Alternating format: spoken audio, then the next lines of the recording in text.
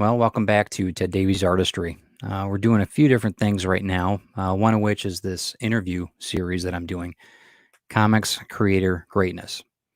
And what this is all about is I'm trying to bring the creators to you, but as a person, as the human side of it, not just the personality side of it.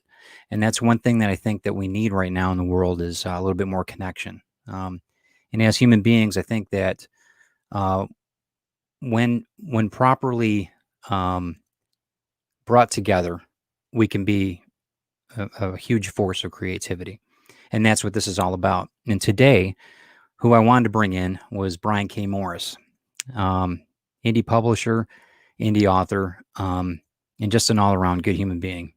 He gives the motivation, the inspiration that a lot of people need when sometimes we don't have it, and not, me included. So let me bring him in. I'm going to let you meet Brian and how he has been introduced to my world. So welcome, Brian. How are you? I'm doing great, Ted. How are Good. you? Very good. Very, very good. I start. I'm going to start every interview with thank you.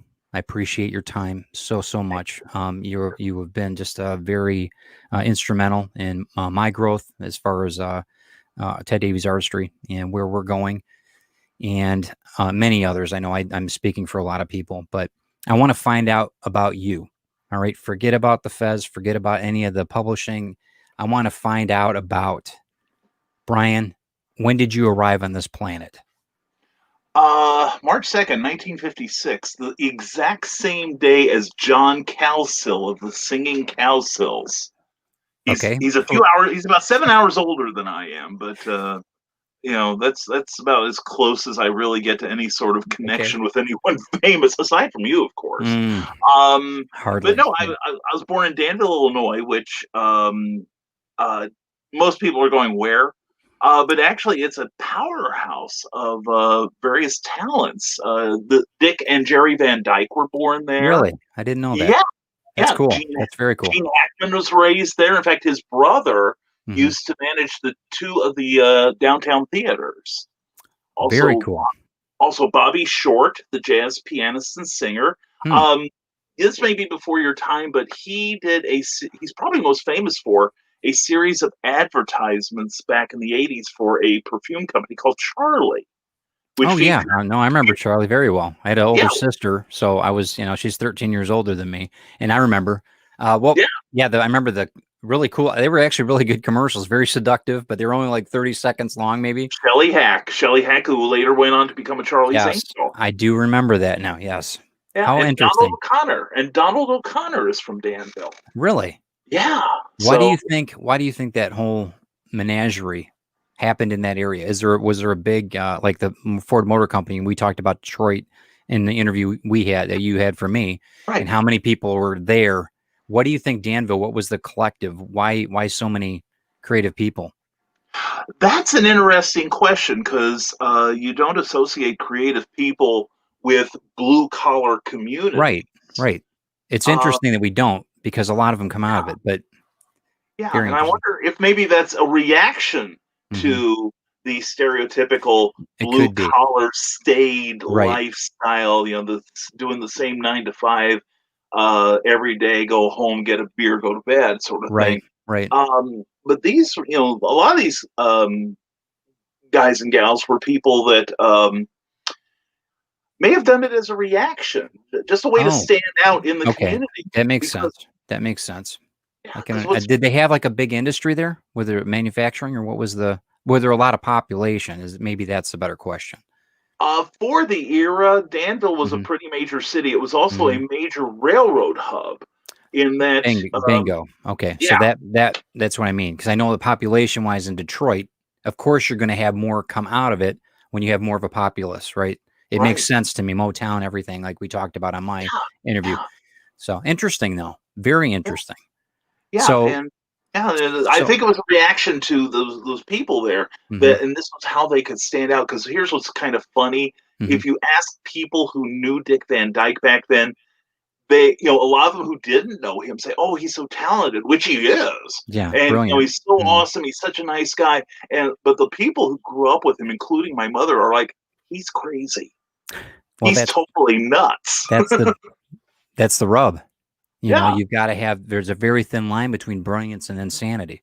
that's Very true. thin line, and I Yeah. think we're both on that edge. I'm You know erasing the line a little more every day. I tell you, it's getting closer and so closer, Ted. so, big family, small family? What was it growing up? What was it like? Pretty solitary actually. Mhm. We lived in Danville for maybe a year or two after I was born. My father didn't get along with my maternal grandmother one darn bit, Yeah. and I think I was the only reason that they spoke that Mhm. my father spoke to my maternal grandmother at all. Yeah. Well, He what was a what a blessing. I mean, what a blessing. I mean, in a yeah, way, yeah. I'm sorry, continue. I didn't Oh, mean to cut you off. no, no, no, no, no. I love talking over people too. I do. I get excited because I'm excited to be here. So get Good. your turn's coming, buddy. No But problem. anyway, but no. Mm. First couple of years, and then we moved around to various smaller towns in the area. My father was a school teacher, Mm. and my mother had been too before she became a housefrau. But the thing was, I was homeschooled starting with age 3 or so when, and I've told this story numerous times, where Mhm. I was looking at cereal boxes, Yes. and Mhm. back then, like ch- um, the rice checks and corn checks and all had like this Mhm. little faux newspaper on the back, and Mhm. Mom was just reading the heck out of this thing, and I'm like, how do you tell what cereal's which? I knew the cornflakes because it had the big rooster at the time, like on Makes TV. sense. Sure. And I was already looking at comic books because when you go into the little mom and pop store, mom says, "Go look at the funny books and Mhm. let the adults talk." And so I'm looking at the pictures of Superman who I see on TV, Yeah. Yep. and I'm looking. I can make out the basic story from the art, Mhm. but I don't know the nuance of it. And of course, I didn't know what the heck nuance was at the time Sure. either. Sure. But I recognized the cornflakes box, and I said, "Well, how do you know about what this corn chick stuff is?" And Mom said that's because of the words on it. And after a little bit of interrogation about what words were and their relationship to my budding vocabulary, Mhm. I said, "Can you teach me how to read?" And so she taught me how to read from cereal boxes, from comic strips, from comic books, Mhm. and where we were at the time, kindergarten was not a necessity at the time. It wasn't, you didn't always start in kindergarten. You just went Right. straight to first grade. I was Right. the only kid in first grade who could spell the word invulnerable and knew what it meant.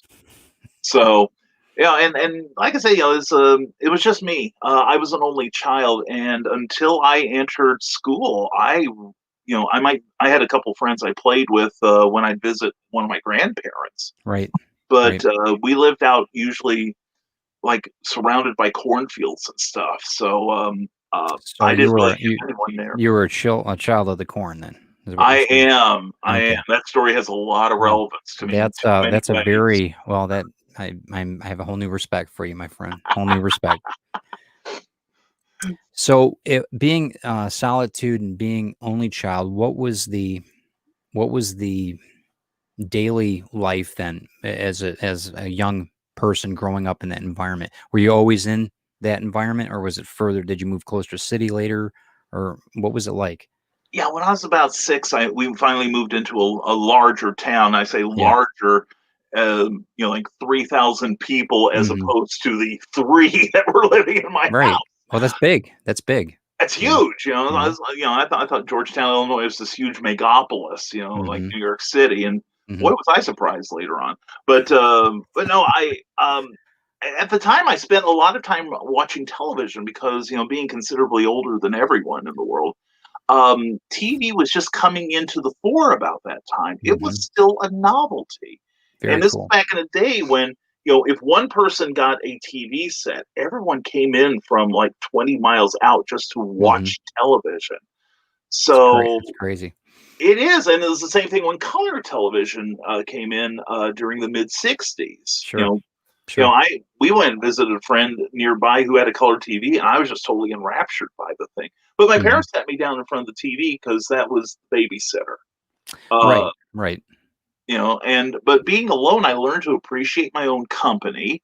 Mhm, I made up little stories in my head because I'm reading Superman, and I'm like, I mhm, want more Superman. I'm reading Batman. I want more Batman. So I had to make up these adventures in my head, mhm. or use those my little green army men or whatever was handy at the time, and I made up all these different stories going on, which is probably where my storytelling started.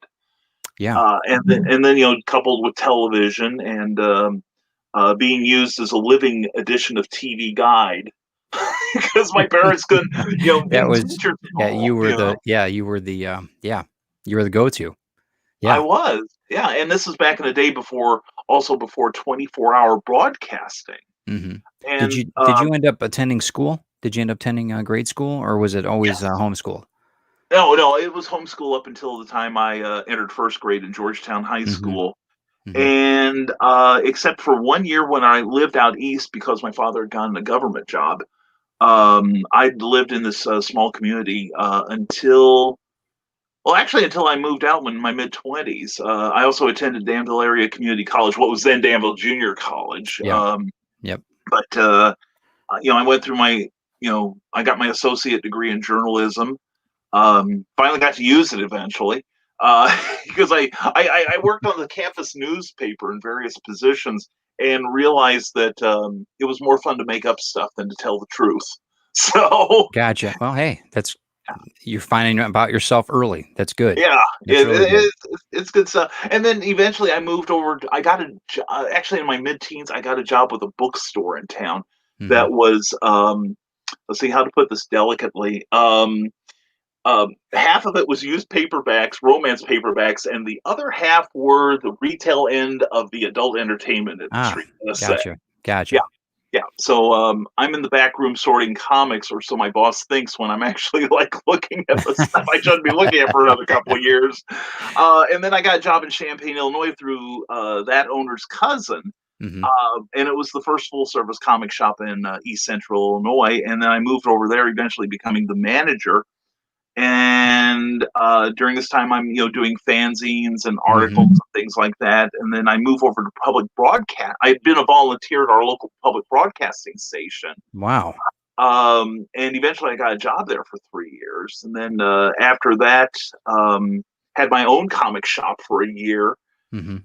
Then let's see, let's go down the resume now. Then after that, I got a job as a manager in the print division of our local Office Depot, Mhm. and then I was a trainee for Spencer Gifts, Sure. and that Spencer was the stores. Yep. Yep. most hellish job I've ever had.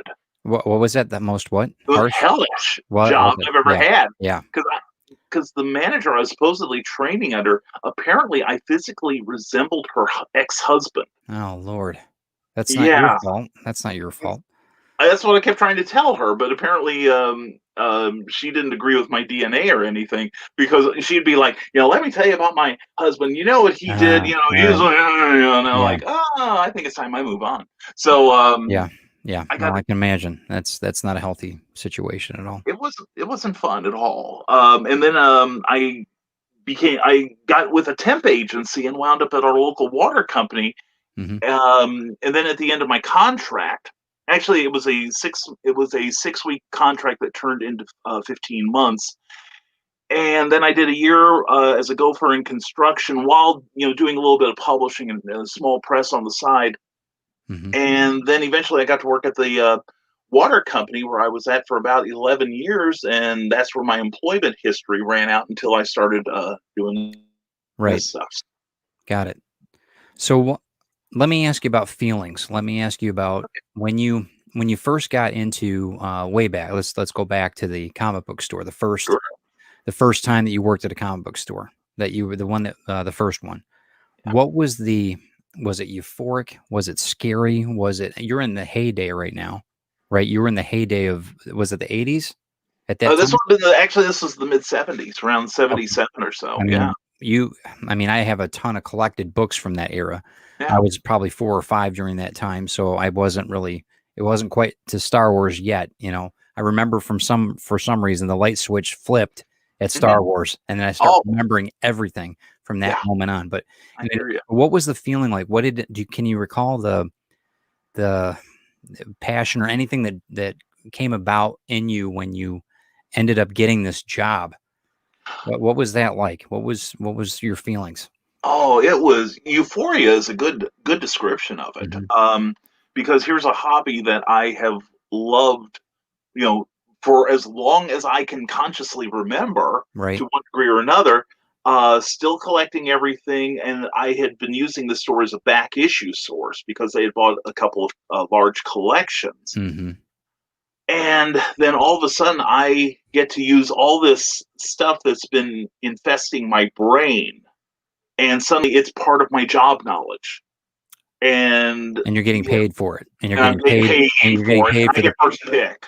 and you're getting paid for the passion Yeah, that's instilled in you. exactly. Pretty And remarkable.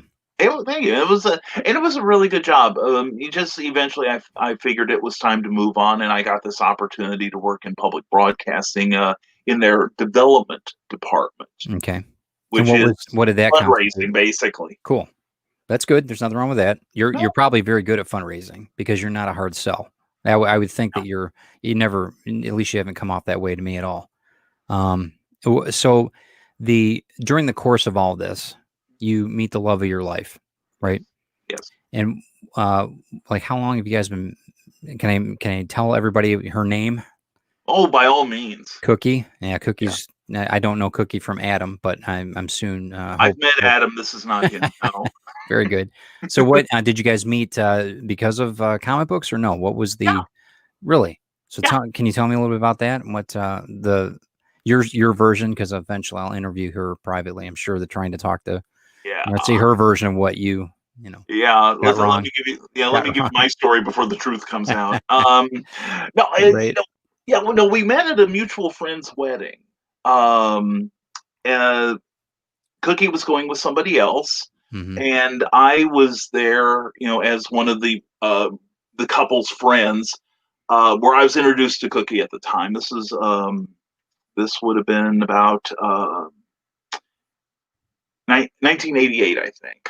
Okay. And meanwhile, I was trying to get across the room to the one of the bridesmaids, because I was incredibly single at the time, and there were a number of reasons why.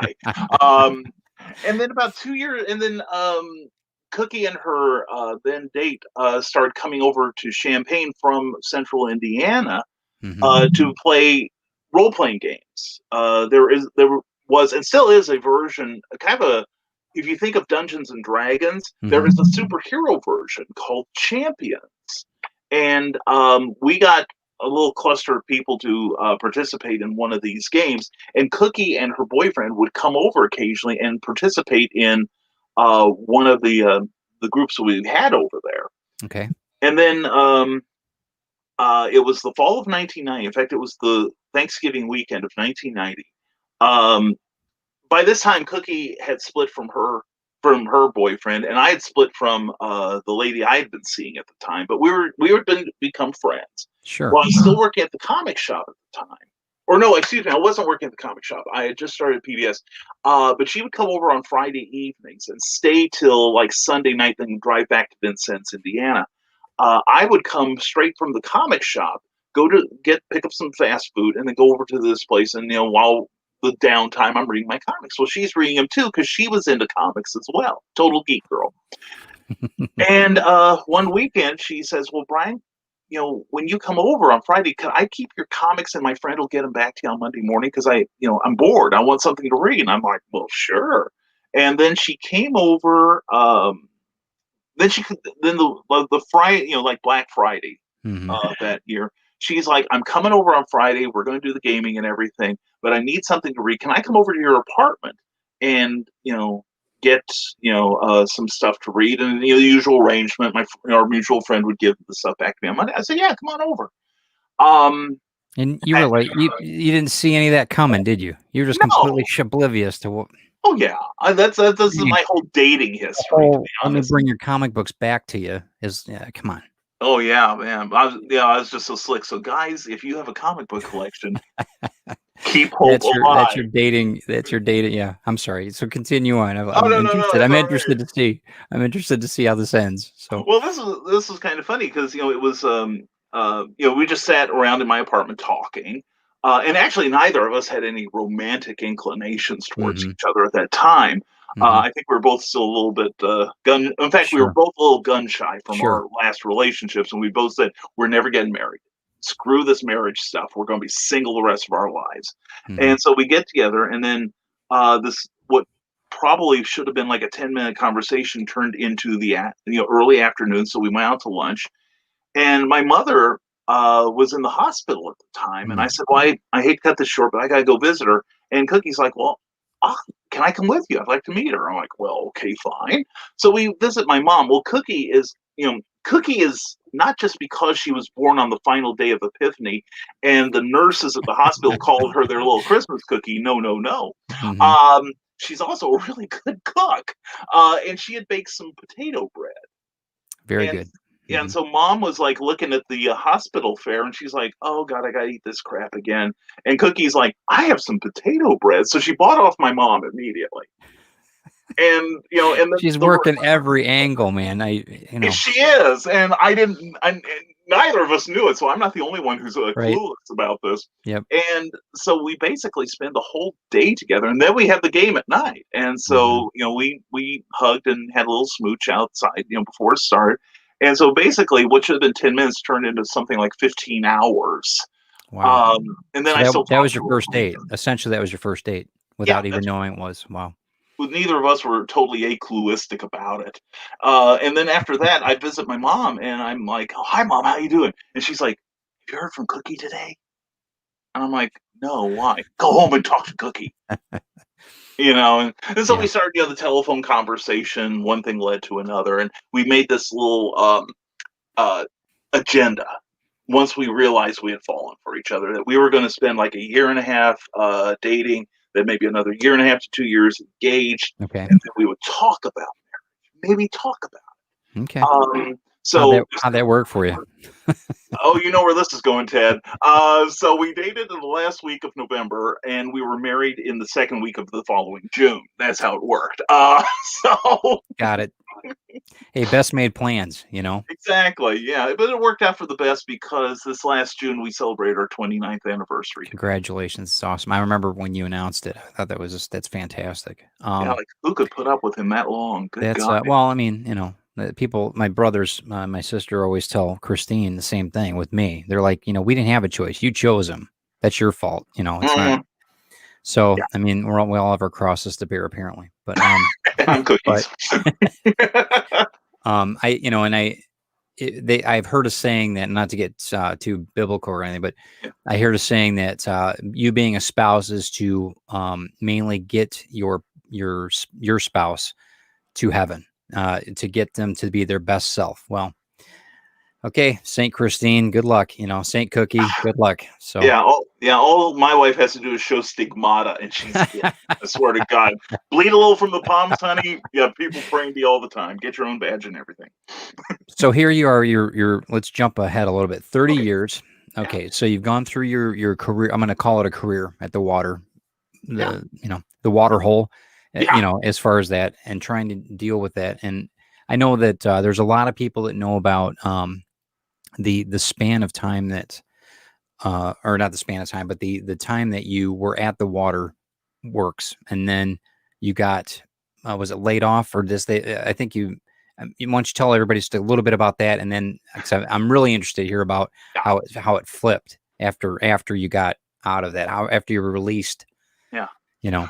Well, this is a study in always have a plan B. Yes. Always have hmm your parachute ready. Yep. I was at the water company and I was anticipating, navigating the internal politics and the constant changes. Keep in mind, hmm I got hired full time approximately 6 months before 9/11, Jeez. and then Wow. suddenly it's a whole nother ball game now Whole because other world after that. Yeah. Yeah. yeah, not just for everyone culturally in America, but hmm for in the water industry, all utilities, because Sure. we're in charge of your water supply. Right. Right. And so, like, if there's ever a hostage situation, I'm the guy you want near you Sure. because Sure. we had to have anti-hostage training. We Hmm. had to have, all kinds of security upgrades and all. But anyway, fast forward to 2012 when Hmm. I had taken several positions like payroll and customer service. And at this time, I am working with a gentleman in a section that authorizes new mains to be built. So I have to deal with engineering companies, I have to deal with Hmm. investors, I have to deal with the Environmental Protection Agency. And there's a whole lot of paperwork, and my job is to filter this through and to make sure every I is dotted, every T is crossed, etc. And I had actually my supervisor had just undergone brain surgery for a potential aneurysm. So in Wow. effect, I'm the head of my department for about 4 months. Well, one day, the guy who's the district manager comes into my office, sticks his head in the door, and said, "Brian, would you come with me?" Now I've been through high school, so I know that tone. The I'm principal's office. Oh, yeah, sorry. principal's office. I'm in Yep. trouble once more. I'm like, what did Right. I do this time? Not what did I do, but what did I do this time? There's your clue. Hmm. And so we go to this tiny little room where this gentleman is waiting. I'd heard of him, but I'd never met him before. It turned out he was the head of human relations for basically the eastern half of the United States for the national company that owned us. Well, they started out telling me, "You've done a great job. We're proud of all the work you've done, all these spreadsheets you've created that make life easier, all these connections you've made with people." But the thing is, and I get this on one level, but there was somebody in our corporate office whose job was when we had big uh, things planned, like infrastructure replacement, which had Hmm. become a buzzword at the time, or building a new water tower, or setting up a link, a pipeline between communities so that we could share the same water source. Um, this man's job was to predict the stock market. Basically be Nostradamus for the Dow Jones. Good luck with that. Well, anyway, Very, yeah, very, very good luck with that because it's never going to happen. But yeah, yeah, but you can see where they have to allocate the money and plan and make their sure. budgets and everything, and then get all the approvals. Blah blah blah. Hmm. Well, it turned out this guy was a couple percentages of a point off in his calculations, which in the entire scope of the company means millions of dollars. We were also publicly traded, obviously. And Wow. what's the quickest way to make your stock look good? Sure. Yeah, Snip, snip, snip. Yep. yeah. I was Yep. one of 26 people in the state of Illinois who lost their job because this one guy didn't have a good prediction. He got to Right. keep his though. Of course he did. Oh That's yeah, part of the that's part of yeah. the That's very that's the way you go. very corporate of the public works. Yeah, So yeah. what'd you do? I know you've probably freaked out. I know I would have. We're both anxiety driven people. Oh yeah, yeah. Yeah. If it weren't for adrenaline, we wouldn't even wake up in the morning. Coffee, yeah, coffee. Right, right. Which, speaking of, hi Yeah. folks. Anyway, Hi, hi. I got my security blanket there. Yep.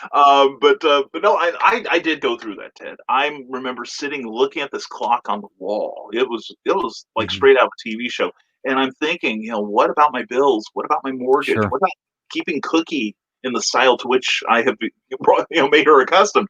Sure. And this lasted 45 seconds exactly because I'm watching that little sweep hand go by, and I Hmm. realized I'm selling articles.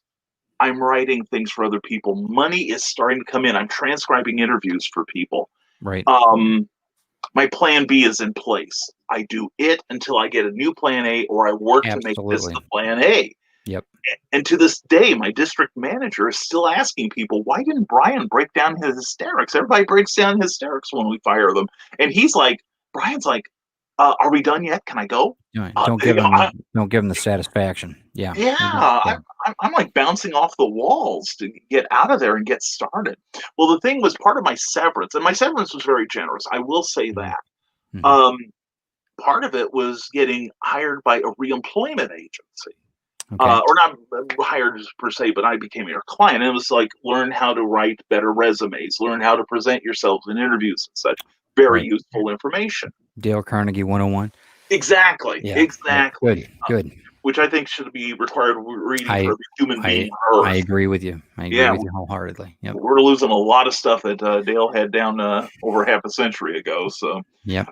but anyway, one of the things was I sat in on all these webinars and I was ecstatic because for the first time I'm at a webinar where people know what they're doing. They've got everything prepared. It's like, wow, this Hmm. beats the water company all You the heck. probably just drank that up. Pardon the pun, but yeah, yeah. I So you did. still have like notebooks like this thick, and I've got like two or Hmm. three of them with notes I've taken from Yep. these webinars. Well, anyway, one day they have one on what they call electronic publishing, and I'm like, I got Hmm. Cookie a Kindle. Could this be related? Hmm. Let's attend. And it turned out it was the only time they ever had it. Wow. So what if I had missed that? And it was all about e-publishing, about how the floppy, Hmm. the regular book doesn't apply anymore. Right. That it's not just the physical form, but it's ones and zeros that you can carry under an entire library under your arm. And I came out of that webinar on fire. I'm sure It's you like, did. Yeah. how do I start this? So I started making business plans. I started learning more about this publishing thing. Found Hmm. out it also applies to comics, and Absolutely. Yep. And and what year? What planning year my was this? What year was that? this Was would that? have been late. I was fired in late February of 2012, Hmm. and I came across a seminar in March of 2012, and Okay. then I spent the next 6 months That, learning everything I could while writing a book, which I that, had never done before. I'd done the short stories and everything, but I'd never written a novel. so you're on fire, and you're. Yeah, What was the next step? Okay, so you learned. You took 6 months. You got, and plus you're producing. right, right. And Okay. I'm still doing my side articles and everything, and Sure. looking for a job Sure. because Right. job, I guess. Sure. But I decided I wanted to tap into a potential fan base that already existed. Good. And I thought the first thing, I learned about something. It's no longer it's no longer around, unfortunately, because I think it's a great training ground. It was called Hmm. Kindle Worlds, and at the time they had licensed from various companies and authors uh, various IPs, intellectual properties, like Hmm. Hugh Howey's Silo System, which Hmm. is a wonderful post-apocalyptic a series of books about people who, after the bombs drop, live in the nuclear silos because they're thick, they're set Sure. up, Sure. and it's all about the delicate ecology of it. It's Hmm. absolutely fascinating. Well, one of them was Valiant Comics, and I was a huge fan of Valiant back Sure. in the '90s, Hmm. and especially Bloodshot, which has recently become a movie with Vin Diesel. Hmm. And that was one of the properties. So I wrote a book called Bloodshot: The Coldest Warrior, and I put it on there. And for the first month, it was the number two hot pick in the genre, and Fantastic. Wow.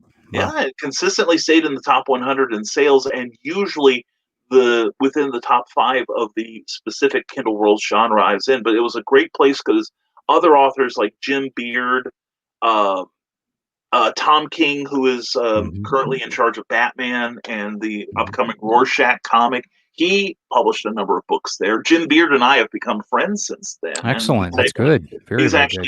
actually published a work of mine in this book, Quest for the Space Gods. Yes. Yes. Hashtag Hmm. always promote. So, and I learned about promotion and stuff that way Sure. too. Sure. So it was incredibly valuable. Then uh, I decided then I need to strike while the iron is hot. And I had this 10-minute play that I had written years before. A friend of mine, I used to be a playwright, and a friend of mine said, well, my company needs a Christmas play. Would you write something for me? Well, you've known me long enough, Ted. I'm not about to write the next Hallmark movie. Instead, I wrote a Well, story thank about, God for small favors because I've seen enough of them. But yeah, okay. But yeah, you're still going to be you're going to bring something to the forefront. You've got yes, to. yes, I did. Well, yeah, and so I had this play that got incredibly well rejected by a number of companies. Actually, something about irreverency. Go Mm, figure, me of all yeah. people.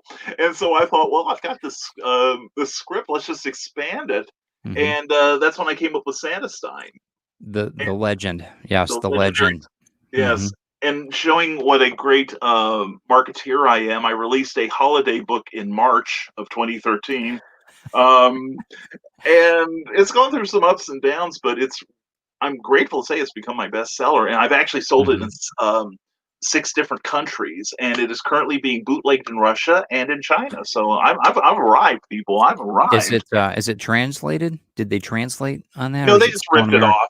No, no, Okay. it's in English. It's in English. In all But the countries it's sold in English. All the yeah, countries it's all. That's great. right. That's awesome. Haven't done a translation of it yet, and I'm sure a lot of it is untranslatable. So for Mhm. various reasons, I could start a war. But no, and then it just went, from one book to another, and eventually, 2 year, I got back into writing comic books. I'd done some small Mhm. press stuff in the '80s and Mhm. '90s, but I got back into writing comics. In 2015 when well, a friend of mine, Sean Delaney, has a company called Buy More Comics, BIMOR, Okay. word, hashtag Cool. words. Cool. Um, Cool. and We are both devotees of the Superman celebration in Mhm. Metropolis, Illinois. There is a Mhm. theater there, the Massac Theater. It's one of those classic old time theaters. Like they had stuff there before film Mhm. Yeah. was a common thing. Mhm. Um, and then sometime in the late '70s, the theater shuttered right after one of the various oil crises we had. Sure. And the place had grown into such a state of disrepair that in Google Earth, Mhm. you could look down into the theater through the huge hole in the roof and see the trees that were growing in the lobby. What a shame. It What a shame. was, but the city though, Metropolis, God bless them, they, picked up the property, Mhm. and have been working ever since to rehabilitate it. Mhm. And so, Sean asked if I would write a story, that Great. would go into a comic book, the profits of which would then be donated to the Committee to Save the Massac Theater. And he selected 2 public domain characters created by Jerry Siegel, the co-creator of Superman. Wow. And I wrote one called Nature Boy, and that's where I met Eric Hawkins, who had Mhm. he met Sean, and he Eric was assigned to my comic, and we've since worked on several projects and are continuing to work together on several things. In fact, I'm the editor of his book, The Zombieful World of Odds. Which I invested in, and I'm looking forward to Thank it. I recommend everybody take a look at that book. It's going to be. I'm looking forward to getting it in the mail, signed, hopefully. Eric, just letting you you. know. Yes, yeah, yeah, I Um, hear keep talking. Keep. I'm listening. Keep you. No, talking, no, please, I'm waiting please. for Eric to deliver your copy hand by hand. I think at the least he could Right. do. Right. Exactly. Ungrateful wretch. But anyway, but no, Eric and I collaborated on a couple other things, and Hmm. we are going to be revisiting Nature Boy pretty soon. Good. Well, that's Comics. good. And how do you feel now? Well, let me ask you this. Let me ask you about Rising Tide. Yeah, When did Rising Tide publications start? I know that in your mind it probably did, but when was it actually a viable entity? When did that all happen? that's a good question. When I started, and we'll use the visual aid here, we started out as a Hmm. company called Freelance Words because once we went full time writing, we weren't Hmm. sure what exactly we were going to do. And Right. 'cause we could do content for websites. Hmm. I did some advertising work. Then I took what's left of my soul and moved on. I was just trying different things to Right. see where Right. my niche was, and I kept coming back to prose and to comics. Well, in 2015, I kept hearing a lot about a phrase that John F. Kennedy used to use about a rising tide raises all ships. And I realized that I had gotten so many bits of help and information from people who didn't have to do it, but they Yeah. did it because they got help and they paid it forward. And I thought that's the least thing I can, it's the least I could do to help Hmm. other people who were in the same situation I was only a couple years before. So, in it's one of those things where I kind of developed this philosophy, which is nothing new. It's karma, it's dharma, it's Hmm. universe writing itself, whatever. It's And true. so I thought I have gotten these benefits because of trying to be positive, by trying to help other people, trying to pay it forward as much as I can, and trying to help other people do the same thing. Rising tide isn't we all help you. The rising tide is we all help each other, and then we are all taken care of because other people are taking care of us. And so I thought, well, let's put the rubber to the road here and make it the company. And so yeah, so I have this is the first publication that we did um, uh, with as Rising Tide, and that's the way it's been ever since. And that's why you can feel me or see me rather at Rising. Yes, what a fine book you have there, It's sir. funny I how you just applaud your taste transfer. in Yeah, reading. we just transferred that over here. It's great. Yeah. Now, see, Eric, that's the kind of service your people expect of you. Okay. But anyway, risingtide.pub, that's where you can see my works and sign up for my free monthly newsletter, etc. Not that I'm promoting, but Please uh, do. Please do. yeah, thank you. Yeah, try to stop me, right? But no, ever since then, it's been Rising Tide Publications on everything we've done. And we are, the editorial we is really, I get so excited when I see people that embrace this Hmm. and finding it working for them too. And I mean, I'm not trying Yeah, to create this cult of personality or anything by any stretch of the you're not, imagination. and people see through that if you were. You've got a So, following of people that I think they're endearing, and they're everyone that I've met through this whole organization of um, you're raising the bar. Everyone that I've met through this has been fantastic. We've had I'm saying this 4 months since COVID and what have you, but I've had I like you. JFK was I was raised in very thought his thought patterns were very much into our thought patterns as a family, um, and that's just the way we were and where we are. So having Rising Tide was always in the back of my mind anyway. So and I was looking for a publishing name too, and I kept Googling it. But during that time, before I did that, I kept seeing this red fezzed guy come across my Facebook feed constantly, yeah, and I'm like, yeah. "Who is this dude?" I don't think I called you dude, but I'm like, "Who is this guy?" All Oh, right, dude, call me though, dude. That's fine. and it kept coming across. So and then I started googling names, trying to find out what I was going to use for my publication. For my different. And I wanted to use Rising Tide. What a great name! Yeah, And I come up. All right, obviously, I'm supposed to listen to whatever this guy's saying, and then I ended up getting on your show, and I started interacting, and yeah, it's been fantastic. So I mean, it is it we and that's what we do. We help everybody. There's no question, unless you're not a very nice human being. yeah, That's one of the regulations. If you're hurting somebody or whatever else, then you're not in the group. But yeah, Rising Tide is it's got to be a staple diet in anything I do. I know. So so where do you see Rising Tide in the next few years? Where do you see things for you? And yeah.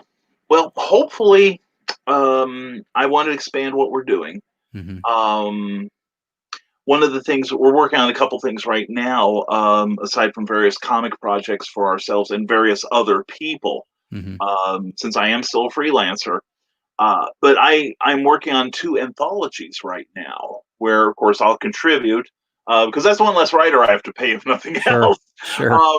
Because I work cheap for myself. But no, one is called Frightening Things, and it's going to be an ongoing horror anthology. And Frightening things. Okay. Frightening Cool. Things, and Cool. the next one though, I'm really excited about this because part of my upbringing in hmm reading during the '60s, I remember the great pulp revival. Sure. Doc Oh yeah. Savage and Oh The yeah. Shadow and The Phantom Detective and Big time. Big time X9. into it. Oh hmm yeah, and I still remember the the first Doc Savage book I ever picked up, and I remember that it was The Curse of the Werewolf because it had that bright fire red cover and this werewolf stand that looked like Lon Chaney from the Universal film standing over Sure. Doc trying to strangle him. And I'm like, Mom, I gotta own this book. And she's like, Yep. well, you'll pay for it. And I'm like, that's not a problem, Mom. I got money. Like we can do this. hmm And it began a total love affair with the pulp genre.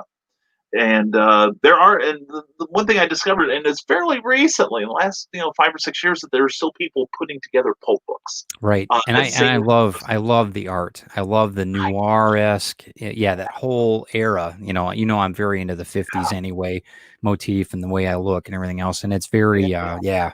I mean, those pop books are and they were so I mean, they were done in paint, and they were done in, it was a labor to get Yeah, these covers done. And I just enjoy it so much. The storylines, some are a little cheesy, but some of them are just brilliant. But the cheese makes it, right? It's exactly. like a cheeseburger is what Yeah, makes the sandwich, right? So, exactly. but so what do you what do you not like about publishing? What is it? What's something that you just not despise, but it just Grinds my gears. grinds you. Just grinds my Yeah. gears. Yeah.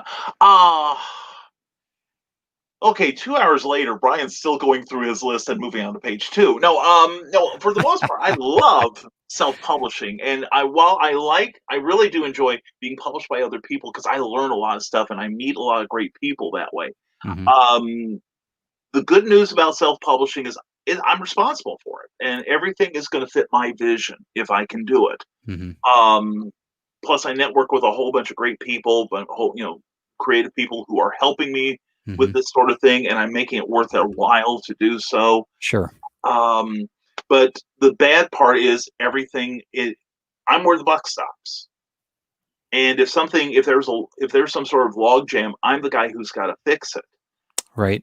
And sometimes, You can't really delegate. You don't really have the option yeah, or the finance to do it because sometimes the delegations are a fortune.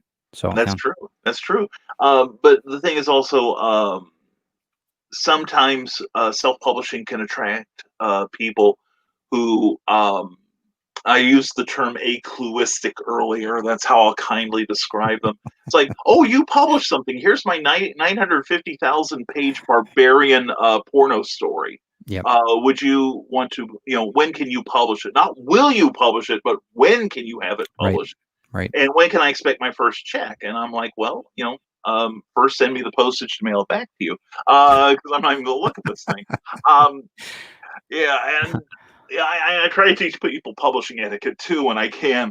But no, I think it's people have the wrong impression of self-publishing to a large degree. It's another aspect of this whole thing that is finally vanishing. Hmm. Fortunately, it's the idea that a lot of people who see themselves as gatekeepers to the way books have always been produced for the last Correct. 200 years, they say, well, every self-published book is trash. Hmm. Every self-published book is poorly written, poorly edited, bad cover, blah blah blah. And you cannot. I feel strongly enough about that I feel that is a form of bigotry. I agree. That I agree. the minute you say every, you Hmm. lose the argument. You can't Yeah. say everybody is exactly like this because we are all individuals and we are not exactly like. And it's the same thing for the field of self-publishing. There is some brilliant work being put out there. You Hmm. as a self-publisher, I love your stuff. I Thank really you. do. And I'm not saying Yeah. that just because you're here, because I I really do. appreciate that. It means a lot coming from you. It does, Well, thank Brian. you. Thank Thank you. you. And That's I very, think that the thing that you strive for excellence, though. we So, try. like I do. So, there's Yeah. always room for improvement. Well, You've got to let the art speak for itself after a while, but thank there is still you still have to have that. My experience with self-publishing is the thing I don't like, and I think that you'll probably agree with this, is vanity publishing can be dangerous. you.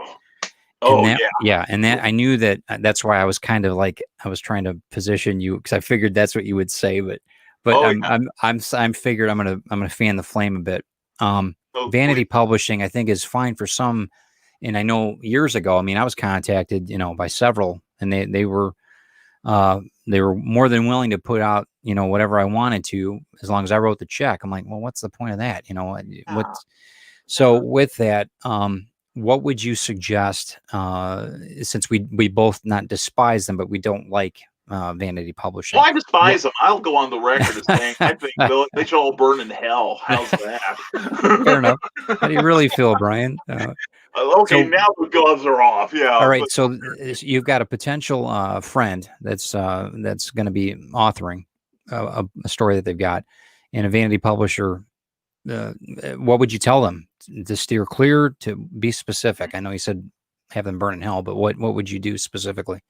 if I had someone approach me, and I have had someone Hmm. approach me because, like you, when I Hmm. was getting my feet wet in this, I was approached by a number of people who were like, yeah, you give us a lot of money and we'll publish any sort of crap you want to put out. Sure.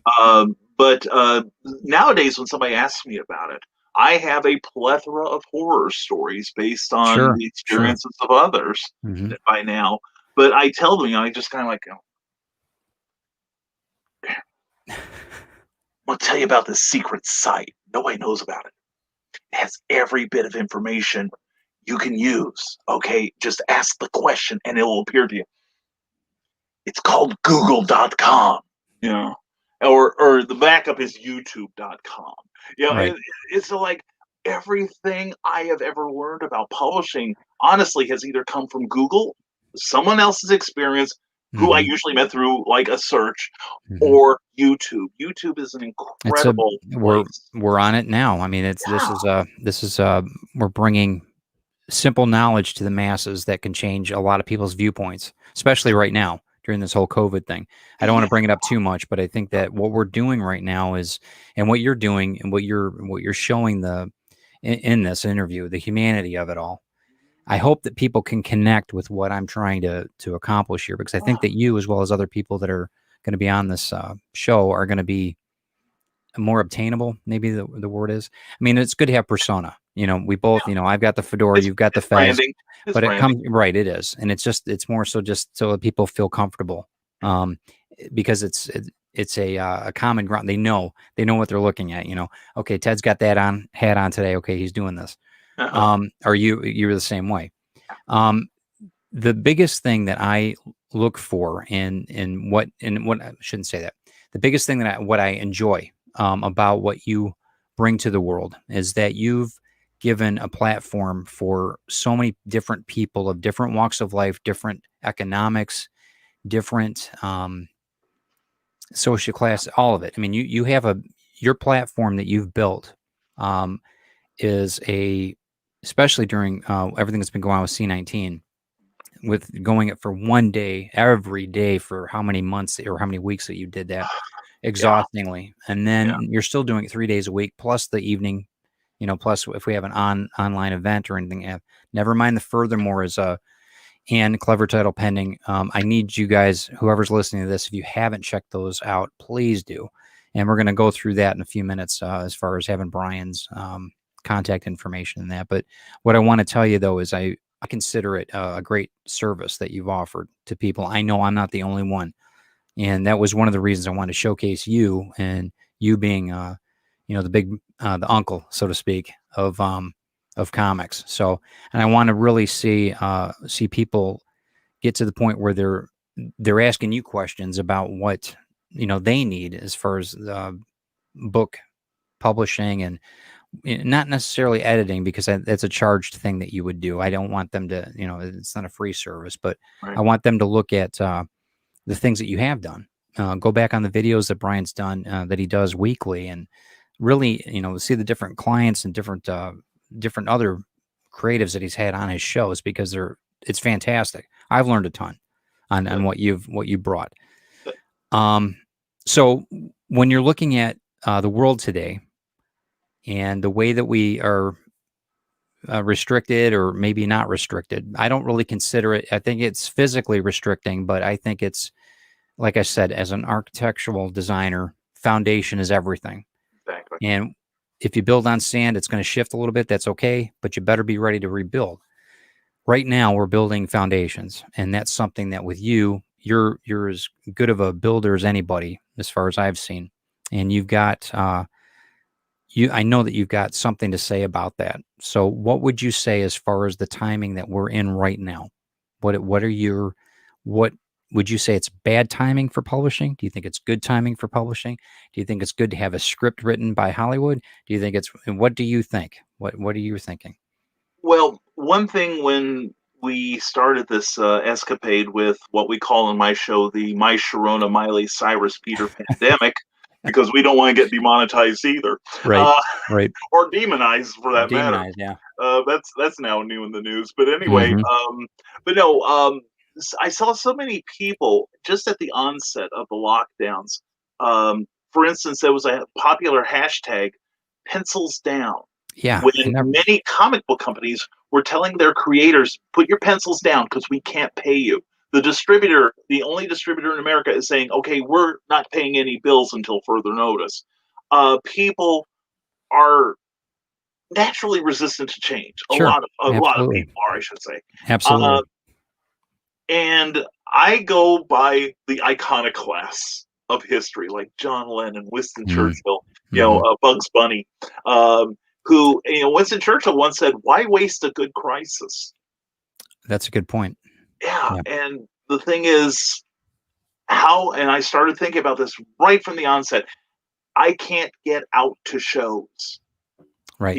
We don't know what's going to happen 1 month from now, let Sure. alone 6 months down the road. And I had to start planning, what am I going to do to make myself viable in this environment? So I started working harder on my advertising, working harder on my promotion online. Um, and then one day on my shows, I just on a whim, I said, "Hey, listen, let's get an example here. This book is $20 on Hmm. Amazon. Hmm. Send me your $20. I'll sign it and I'll get it in the mail to you within 24 hours." Which you And which you did. So yeah, I've got yeah, it to prove here. So go ahead. yes, another satisfied customer. That's right. Anyway, but no, I did this, and the response was incredible Hmm. because, and this was more accidental than anything, but my idea hit right after the stimulus checks, Right. and so people had a little extra money to burn, And even they want to invest in American, you know. Yeah. exactly, and they need entertainment, and especially the kind of books I do, except for my horror, but even in my horror, I try to make the person who has it coming get it real bad. So if you like a little Schadenfreude, I'm your man. Sure. Yeah. Uh, Yep. but things like Skyman, even stuff like Sadestein or Hmm. my series book Volcana. Um, there is a message of positivity in them. In fact, Skyman has my favorite passage that I've ever written, where he is asked by somebody, "Cover your ears, Ted." It's like, I don't think I've read it, but go, no, go ahead. okay, Go ahead. it's about 2/3 of the way through the book, but anyway, he's asked by somebody, "You put on this costume, you do all these incredible things, all the odds are against you. Even people who should be helping you are now trying to hunt you down. Why do you do this?" And without hesitation, Skyman says, "I do it, sir, because it's the right thing to do." Hmm.